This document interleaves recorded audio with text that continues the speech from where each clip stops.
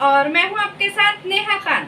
X खासदार इम्तियाज जलील, इन्होंने आज अंतरवाड़ी सराटी में मराठा आंदोलन के नेते मनोज जरांगे पाटील इनसे मुलाकात की।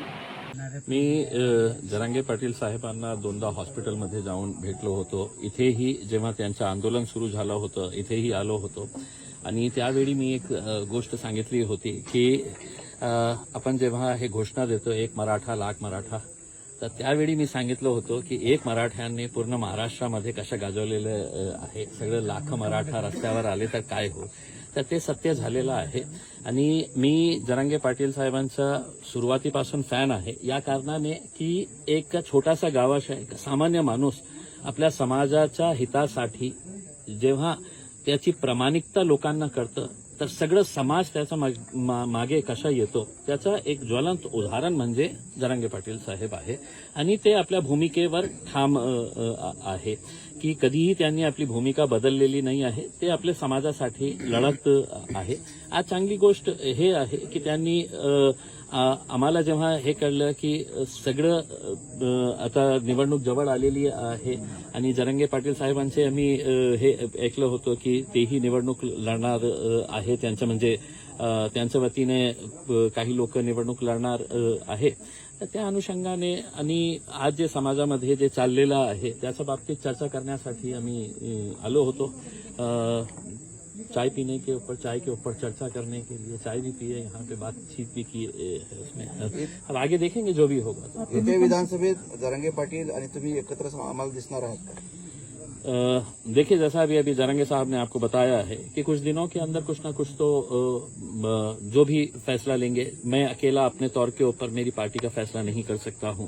जरांगे पाटील साहब की सबसे अच्छी बात यह है कि जब भी उन्होंने कोई फैसला लिया है अपने समाज के साथ चर्चा करके, समाज के जिम्मेदारों के साथ चर्चा करके उन्होंने फैसला लिया है। इसमें हमारी सिर्फ उम्मीद यही है, हमारी सिर्फ ख्वाहिश यही है कि आज महाराष्ट्र में जो राजनीतिक परिस्थिति है, जितने भी एस्टैब्लिश्ड पॉलिटिकल पार्टीज है या जो प्रस्थापित नेता लोग हैं, इनका लोगों का विश्वास इनके ऊपर से खत्म हो चुका है।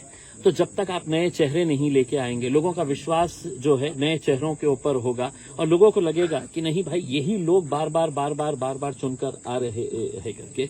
आज भी राजनीति के अंदर देखिएगा, आज विधानसभा, आज एमएलएस का ये हुआ है, एक बाप मंत्री रहता है, बेटे को आमदार बना दिया जाता है, मतलब बाकी और कोई नहीं है। ये घरानेशाही कहीं ना कहीं तो खत्म होनी ही चाहिए ना उसमें। तो आज अगर कोई ऐसी कोशिश की जा रही है तो हम उस कोशिश के अंदर पूरा साथ देंगे जरांगे पाटील साहब को। जरांगे पाटलांनी बुद्धिबळाचं उदाहरण दिलंय, तुम्ही एका बाजूने एकत्र आलात आणि पुढचा कोण आहे राजा जो तुम्हाला मारायचा आहे? मैं समझा नहीं। बुद्धिबळाच्या दोन सोंगट्या असतात, दोन्हीकडे राजा असतात, तुम्ही एकीकून झालात तर पुढचं टार्गेट कोण आहे? देखिए साहब, मैं ये समझ के चलता हूँ कि यहाँ पर राजा की बात नहीं हो रही है, यहाँ पे प्रजा की बात हो रही है। जरांगे पाटील साहब भी जितना भी आंदोलन कर रहे हैं वो उनके समाज के साथ जो नाइंसाफी हो रही है उसके लिए वो आवाज उठा रहे हैं, लड़ रहे हैं। हमें तो ये बात समझ में नहीं आती है। मैं विधानसभा के अंदर जब आमदार था उस वक्त एक भाषण किया था और मैंने ये बताया था कि अगर भाजपा तैयार है, शिवसेना तैयार है, कांग्रेस तैयार है, एनसीपी तैयार है, समाजवादी तैयार है, हम तैयार है, तो क्या वजह है कि इसके अंदर रुकावटें लाई जा रही है करके। देखिए, बोलना कुछ और करना कुछ, ये राजनीतिक पार्टियों के बड़े बड़े नेताओं की आदत बन चुकी थी। अब ये जब से आए हैं तो ये सबकी पोल खोल रहे हैं, सबको उधेड़ रहे हैं, तो अब सब परेशान हैं इनकी वजह से। इनका मकसद यही है कि मेरे समाज के साथ इंसाफ करो, हम भी यही कि चाहते हैं कि साहब हमारे समाज के साथ भी कुछ इंसाफ होना चाहिए करके। और जब दो लोग का कॉमन गोल रहेगा, ऑब्जेक्टिव एक रहेगा उसमें, तो यकीनन इनके साथ लोग जुड़ रहे हैं, हम भी इनके साथ जुड़ेंगे। जरांगे पाटलांनी 14 विनिद्रा आरक्षणाचा लढा सुरू ठेवलाय, त्यांना आरक्षण भेटलं नाही, त्याचा साफ दावा है कि देवेंद्र फडणवीसांनी मराठा समाजाला फसवले। देखिए, मैं तो अकेले सिर्फ देवेंद्र फडणवीस साहब के बारे में ये नहीं कहूंगा, मैं कहूंगा कि भारतीय जनता पार्टी की नीति जो है वो लोगों को समझ में आ चुकी है।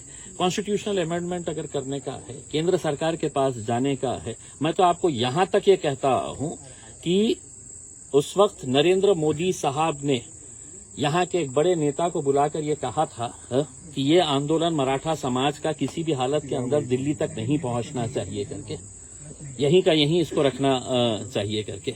तो उनकी नीति रही है ये, लेकिन अब वो एक्सपोज हो चुके हैं बहुत हद तक। जो है सबको समझ में आ रहा है कि इसके पीछे किसकी साजिश है, क्या षड्यंत्र रचे जा रहे हैं करके। कौन है म्हणजे? मैं तो आपको शुरुआत से ही कहा हूं ना, भारतीय जनता पार्टी और उनके जितने भी है नीचे से लेके ऊपर तक, ये सभी लोगों की साजिश है। आपका अलायंस हो सकता है? देखिए मैंने है तो आप सीधे तरीके से पूछ रहे हैं, मैंने आपको हर चीज का जवाब दे चुका हूं।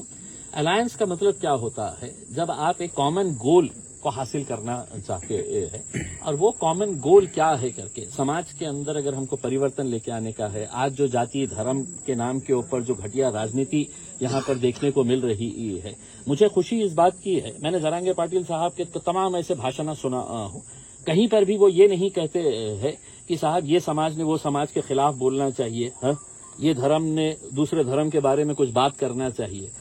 उनका एक गोल है, उनकी एक सोच है कि भैया हमको रहना सबको साथ में ही है करके। उसमें उन्होंने कितने उदाहरण अपने गांव के दिए हैं यहाँ पर कि उनके गांव के अंदर किस तरीके से अच्छा, लेकिन आज क्या वजह है कि महाराष्ट्र के अंदर जाति धर्म और मजहब की दीवारें खड़ी की जा रही है, उसको कहीं ना कहीं गिराना चाहिए। और वो कौन गिरा सकता है? जो एस्टेब्लिश लीडरशिप है उनसे हमारी उम्मीदें खत्म हो चुकी है। तो जो नई लीडरशिप डेवलप हो रही है, अगर वो प्रामाणिक है और जिसको मैं जरांगे पाटिल साहब के अंदर देखता हूं, तो मुझे भी ऐसा लगता है कि एक नई पहल हो रही है, क्यों ना हमें कोशिश करके देखें करके। Al Farhad welfare and education society की ओर से महिलाओं और लड़कियों के लिए सेल्फ डिफेंस का प्रोग्राम रखा गया। आज के बिगड़ते माहौल को लेकर लड़कियों और महिलाओं में सेल्फ डिफेंस की जागृति होना बहुत ज़रूरी है। इसी को मद्देनज़र रखते हुए Al Farhad welfare and education society की ओर से महिलाओं और लड़कियों के लिए आज सेल्फ डिफेंस का प्रोग्राम रखा गया था। इसमें खुद का बचाव कैसे करें, इस बात पर रोशनी डाली गई। सो बेसिकली जो प्रोग्राम है वो काफ़ी ज़्यादा एजुकेशनल बेस्ड है गर्ल्स के लिए, कि लोगों ने सामने आना चाहिए, ये सीखना चाहिए, which is very important for girls. But I would love to say that कि आप गर्ल्स को जितना एजुकेट कर रहे हो सेल्फ डिफेंस के लिए, वैसे ही अपने घर में अपने जेंट्स, अपने बच्चे जो भी है, लड़कों को भी एजुकेट किया जाए, ताकि वो लोग को भी ये चीज़ की नॉलेज होनी चाहिए, क्या चीज़ सही है क्या चीज़ गलत है। वो लोग भी उस चीज़ के लिए एजुकेटेड होना चाहिए। सिर्फ गर्ल्स तो अपना सेल्फ डिफेंस करने के लिए रेडी है, अपना सब कुछ करने के लिए रेडी है, अपना सीख भी रही है। सातारा पोलीस स्टेशनच्या हद्दीतील सर्व शाळांना जर आपण याचे जर प्रशिक्षण दिलं शाळेमध्ये जर, तर जे मुलींचे किंवा लहान मुलांचे जे छेडछाडीचे प्रकार होतात त्याला पाव बंद बसेल।